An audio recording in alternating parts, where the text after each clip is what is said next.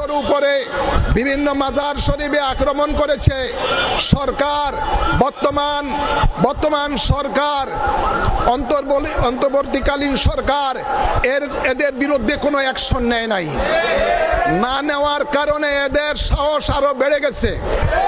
আমি মনে করি একজন পাগলের যেই কবর থেকে তোমরা লাশ উঠিয়ে রাস্তার মধ্যে পেট্রোল দিয়ে জ্বালিয়ে উৎসব করছো, আনন্দ করছো, আর প্রশাসন নাকে আঙ্গুল দিয়ে অর্থাৎ চোখে মনে হয় কি দিয়ে ঘুমাচ্ছে আল্লাহ জানে, আঙ্গুল চুষছে।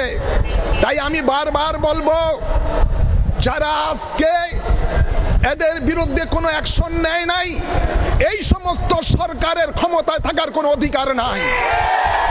যারা জনগণের জানমালের নিরাপত্তা দিতে পারে না, ওদের কোনো অধিকার নাই এই বাংলাদেশের মসনদে থাকার। আমি বলবো, স্বরাষ্ট্র উপদেষ্টা যিনি রয়েছেন, ধর্ম উপদেষ্টা যিনি রয়েছেন, আপনারা এ পর্যন্ত 1 বছর হয়ে গেল বারবার এই সমস্ত মব সৃষ্টিকারীদের বিরুদ্ধে কোনো অ্যাকশন না নেওয়ার কারণে আপনাদেরও কোনো ক্ষমতা থাকার অধিকার নাই। আপনারা অতি সত্বর পদত্যাগ করুন ভাইরা আমার।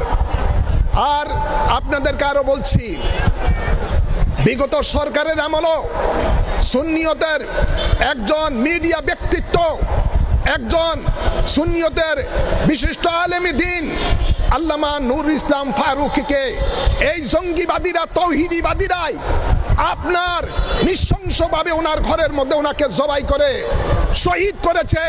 আমরা বারবার প্রতিবাদ জানিয়েছি এদের বিচারের জন্য, কিন্তু এদের কোনো বিচার ওই বিগত সরকারও করে নাই ভাইয়েরা আমার।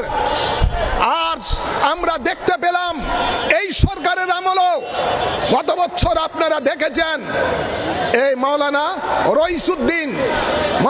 রইসুদ্দিনকে মব সৃষ্টি করে দিয়ে ওনাকে নৃশংসভাবে তারা শহীদ করেছে।